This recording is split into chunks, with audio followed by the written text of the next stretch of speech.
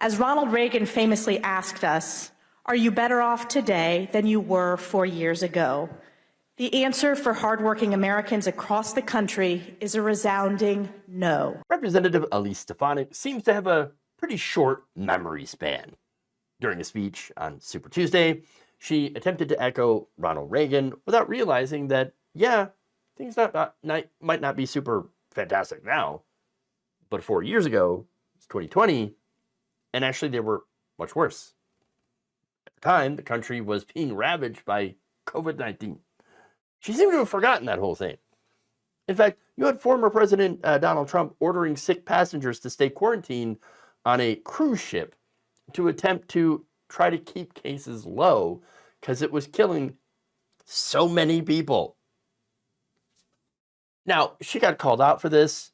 One user on X, formerly Twitter, pointed out that 4 years ago this month, COVID exploded out as Trump endlessly lied about the seriousness of it. And there were so many dead bodies from it that cities had to rent trailers to stuff full of corpses. I remember those reports. I also remember the PPE fight between the states when you had Jared Kushner saying, just let them fight over it.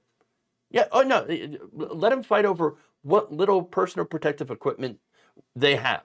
That's it. Just let the states fight. Let them duke it out. Okay? And again, this was when they had to rent these refrigeration trucks to store all the bodies because there were so many. There's more.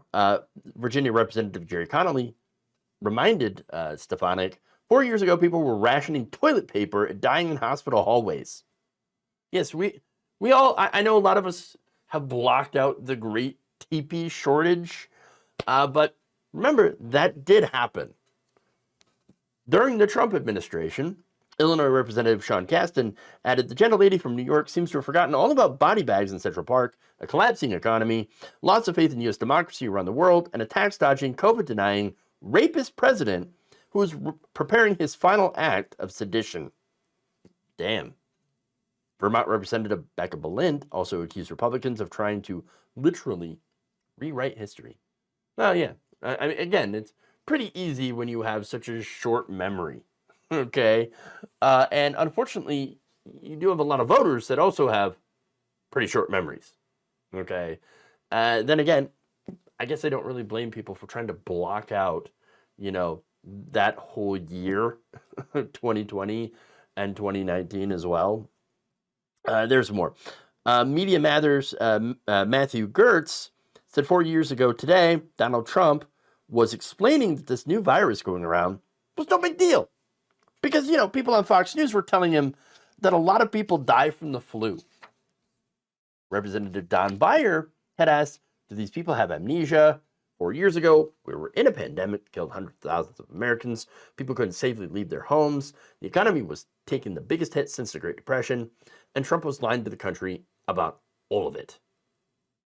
I also remember food banks in Texas that were literally running out of food. So many people needing them. You had just cars just lined up for miles. That was what was going on. So, in answer to her question, are we doing better than we were 4 years ago? Absolutely. And that's not even saying that things are absolutely perfect and fantastic. No, we've got some serious problems. Far from it, right? But compared to back then, things are going a hell of a lot better. And that is despite Republican efforts to prevent things from getting better. Because I remember a lot of that too. A lot of Republicans attempting to block things like, for example, more COVID checks. Okay. Things like extending unemployment benefits for people who, couldn't work because things were shut down or because of fears of the virus. Things like that. Yeah, a lot of that stuff seems to have been forgotten by a lot of people. Conveniently by some. So what Elise Stefanik is doing is, look, it's gaslighting. Okay? She's absolutely gaslighting, and that's what Republicans are going to continue doing in this campaign and saying, oh my God, that was better when Donald Trump was in office. Why? Because the gas prices were low? You remember why gas prices were low, right? Nobody could drive anywhere because COVID was everywhere. Yeah, kind of a big problem, right? Global demand for oil way, way down as a result of the virus. So, just saying.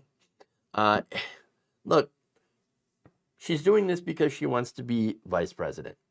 And so she is just nakedly lying in order to try to, you know, kiss up, suck up, whatever. And that's because there's a lot of competition for that spot. There are people on Trump's shortlist, and some of them haven't exactly agreed, don't really want to be on the shortlist.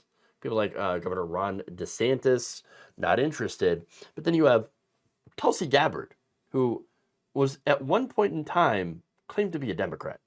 Hilarious, right? Then you have South Carolina Senator Tim Scott, Florida Representative Byron Donalds. Then you have Vivek Ramaswamy, of course, South Dakota Governor Kristi Noem, and Texas Governor Greg Abbott, which I don't believe Greg Abbott wants to be on that list, but that is somebody that Donald Trump apparently seems to be very interested in. Okay, so that said, for the people who want to be on that list, which may include Marjorie Taylor Greene, expect a lot of ass kissing and history rewriting for them to try to get into his good graces before he ultimately makes his VP pick.